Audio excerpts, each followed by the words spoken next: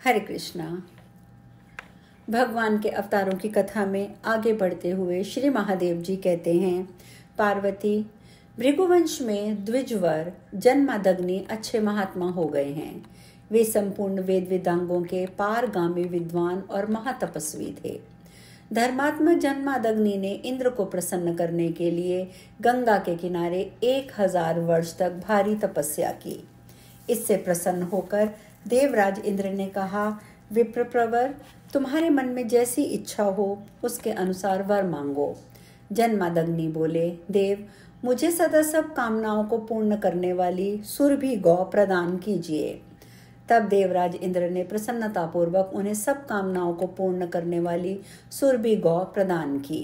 सुरभि को पाकर महातपस्वी जन्मादग्नि दूसरे इंद्र की भांति महान ऐश्वर्य से संपन्न होकर रहने लगे।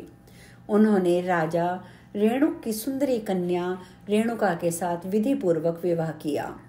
तत्पश्चात परम धार्मिक जन्मादग्नि ने पुत्र को की कामना से पुत्रेष्टि नामक यज्ञ किया और उस यज्ञ के द्वारा देवराज इंद्र को संतुष्ट किया। संतुष्ट होने पर शचीपति इंद्र ने जन्मादग्नि को एक महाबाहु, महातेजस्वी और महाबलवान पुत्र होने का वरदान दिया। समय आने पर विप्रप्रवर जन्मादग्नि ने रेणुका के गर्भ से एक महापराक्रमी और बलवान पुत्र उत्पन्न किया, जो भगवान विष्णु के अंश के भी अंश से प्रकट हुआ था। उसमें सब प्रकार के शुभ लक्षण मौजूद थे। पितामह भृगु ने आकर उस महापराक्रमी पुत्र का नामकरण संस्कार किया और बड़ी प्रसन्नता के साथ उसका नाम राम रखा। जन्मादग्नि का पुत्र होने के कारण वह जामदग्नि के नाम से भी प्रसिद्ध हुआ। भार्गव वंशी बालक राम धीरे धीरे बड़े हुए। उपनयन संस्कार के पश्चात उन्होंने सब विद्याओं में प्रवीणता प्राप्त कर ली।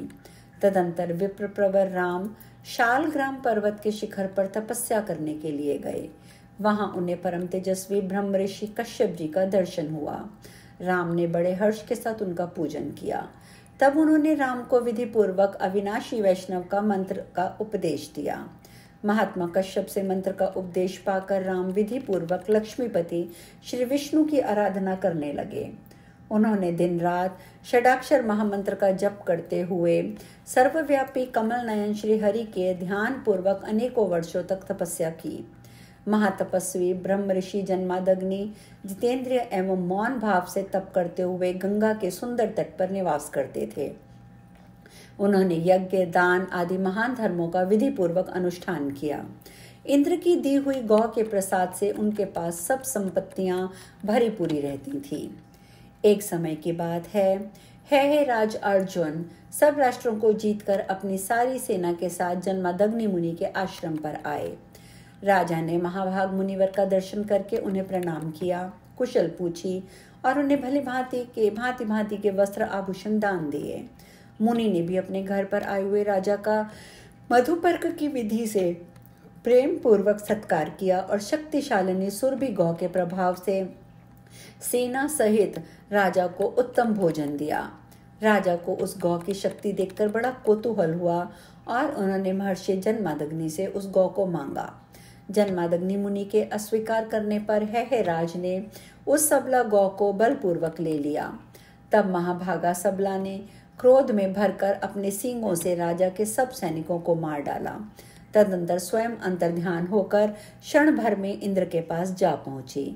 इधर अपनी सेना का विनाश देखकर राजा अर्जुन क्रोध से पागल हो उठा। उसने मुक्कों से मार मार कर मुनि जन्मादग्नि का वध कर डाला और लौटकर अपने नगर में प्रवेश किया।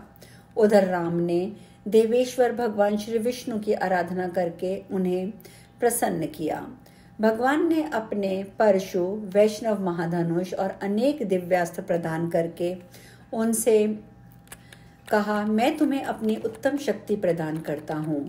मेरी शक्ति से आविष्ट होकर तुम पृथ्वी का भार उतारने और देवताओं का हित करने के लिए दुष्ट राजाओं का वध करो। इस समय पृथ्वी पर बहुत से मदोन्मत्त राजा एकत्र हो रहे हैं। उन्हें मारकर समुद्र पर्यंत सारी पृथ्वी अपने अधिकार में कर लो और महान पराक्रम से संपन्न हो धैर्य पूर्वक इसका पालन करो। फिर समय आने पर मेरी कृपा से परम पद को प्राप्त होगे।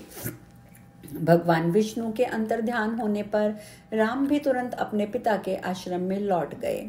वहां जब उन्होंने अपने पिता को मारा गया देखा तो वे क्रोध से मूर्छित हो गए और इस पृथ्वी को क्षत्रिय विहीन करने की इच्छा से है राज के नगर में जा पहुंचे। वहां राजा को ललकार कर महायुद्ध में प्रवृत्त हुए और उसकी सेना का संहार करके अंत में उन्होंने उसको भी मार डाला।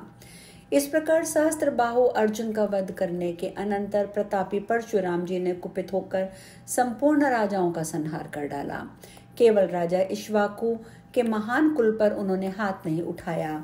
एक तो वह नाना का कुल था, दूसरे माता रेणुका ने इक्ष्वाकु वंशी क्षत्रियों को मारने की मनाही कर दी थी, इसीलिए उक्त वंश की उन्होंने रक्षा की। इस प्रकार क्षत्रियों का संहार करने के पश्चात प्रतापी परशुराम जी ने अश्वमेध नामक महायज्ञ का विधिवत अनुष्ठान किया और उसमें श्रेष्ठ ब्राह्मणों को 7 द्वीपों सहित पृथ्वी दान कर दी। तदंतर वे भगवान नर नारायण के आश्रम में तपस्या करने के लिए चले गए। पार्वती, ये मैंने तुमसे परशुराम जी के चरित्र का वर्णन किया है। ये भगवान विष्णु की शक्ति के आवेश अवतार थे, इसलिए शक्ति के आवेश अवतार ने जो कुछ किया उसकी उपासना नहीं करनी चाहिए। भगवत महात्माओं तथा श्रेष्ठ ब्राह्मणों के लिए भगवान श्री राम तथा श्री कृष्ण के अवतार ही उपासना करने योग्य हैं, क्योंकि वे अपने ईश्वरीय गुणों से परिपूर्ण हैं और उपासना करने पर मनुष्यों को मोक्ष प्रदान करते हैं। इसके पश्चात महादेव जी आगे कहते हैं, पार्वती, पूर्व काल की बात बताता हूँ।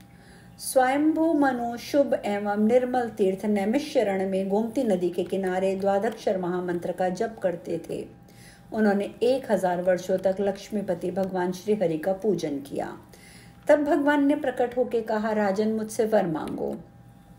तब स्वयंभू मनु ने बड़ी प्रसन्नता से कहा, अच्युत देवेश्वर, आप 3 जन्मों तक मेरे पुत्र हों।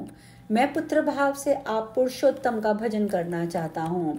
उनके ऐसा करने पर भगवान लक्ष्मीपति बोले, नृपश्रेष्ठ, तुम्हारे मन में जो अभिलाषा है वह अवश्य पूर्ण होगी। तुम्हारा पुत्र होने में मुझे बड़ी प्रसन्नता है। जगत के पालन तथा धर्म की रक्षा का प्रयोजन उपस्थित होने पर भिन्न भिन्न समय में तुम्हारे जन्म लेने के पश्चात मैं भी तुम्हारे यहाँ अवतार लूंगा। अनग 7 पुरुषों की रक्षा, साधु पुरुषों की रक्षा, पापियों का विनाश, धर्म की स्थापना के लिए मैं प्रत्येक युग में अवतार लेता ही हूँ। इस प्रकार स्वयंभुव मनु को वरदान दे श्री हरि वहीं अंतर्ध्यान हो गए। उन स्वयंभुव मनु का पहला जन्म रघुकुल में हुआ। वहां वे राजा दशरथ के नाम से प्रसिद्ध हुए। दूसरी बार वे वृष्णिवंश में वसुदेव रूप में प्रकट हुए। फिर जब कलयुग के 1000 दिव्य वर्ष व्यतीत हो जाएंगे तो संभल नामक गांव में वे हरिगुप्त ब्राह्मण के रूप में उत्पन्न होंगे। उनकी पत्नी भी प्रत्येक जन्म में उनके साथ रही। अब मैं पहले श्री रामचंद्र जी के चरित्र का वर्णन करता हूँ, जिनके स्मरण मात्र से पापियों के पापों को भी मुक्ति हो जाती है। हिरण्यकश्यपु और हिरण्याक्ष नामक दैत्य दूसरा जन्म धारण करने पर महाबली कुंभकर्ण और रावण हुए। मुनिवर पुलस्त्य के विश्वा नामक एक धार्मिक पुत्र हुए, जिनकी पत्नी राक्षस राज सुमाली की कन्या थी। उसकी माता का नाम सुकेशी था, उसका नाम केकशी था। केकशी दृढ़ता पूर्वक व्रत का पालन करने वाली थी, किंतु एक दिन काम वेग की अधिकता से संध्या के समय उसने महामुनि विश्रवा के साथ रमण किया। अतः समय के दोष से उसके गर्भ से 2 तमोगुणी पुत्र उत्पन्न हुए, जो बहुत बलवान थे। संसार में वे रावण और कुंभकर्ण के नाम से विख्यात हुए। केकशी के गर्भ से एक शूर्पणखा नामक कन्या भी हुई, जिसका मुख बड़ा ही विकराल था। कुछ काल के पश्चात उससे विभीषण का जन्म हुआ, जो सुशील, भागवत भक्त, सत्यवादी, धर्मात्मा और परम पवित्र थे। रावण और कुंभकर्ण हिमालय पर्वत पर अत्यंत कठोर तपस्या के द्वारा मेरी आराधना करने लगे। रावण बड़ा दुष्टात्मा था। उसने बड़ा कठोर कर्म करके अपने मस्तक रूपी कमलों से मेरी पूजा की, और तब मैंने प्रसन्नचित होकर उससे कहा, बेटा, तुम्हारे मन में जो है वो मांग लो। तब वह दुष्टात्मा बोला, देव, मैं संपूर्ण लोगों पर विजय पाना चाहता हूँ, अतः आप मुझे देवता, दानव, राक्षसों के द्वारा भी अवध्य कर दीजिए। पार्वती, मैंने उसके कथानुसार वरदान दे दिया। वरदान पाकर वह महापराक्रमी राक्षस को बड़ा गर्व हो आया। वह देवता, दानव, मनुष्य तीनों लोगों के प्राणियों को पीड़ा देने लगा। उसके सताए हुए ब्रह्मा आदि देवता भय से आतुर होकर भगवान लक्ष्मीपति की शरण में गए। सनातन प्रभु ने देवताओं के कष्ट और उसके दूर करने होने वाले उपाय को भली भांति जानकर ब्रह्मा आदि संपूर्ण देवताओं से कहा, देवगण, मैं रघुकुल में राजा दशरथ के यहाँ अवतार धारण करूंगा और दुरात्मा रावण को बंधु बांधवों सहित मार डालूंगा। मानव शरीर धारण करके मैं देवताओं के इस कंटक को उखाड़ फेंकूंगा।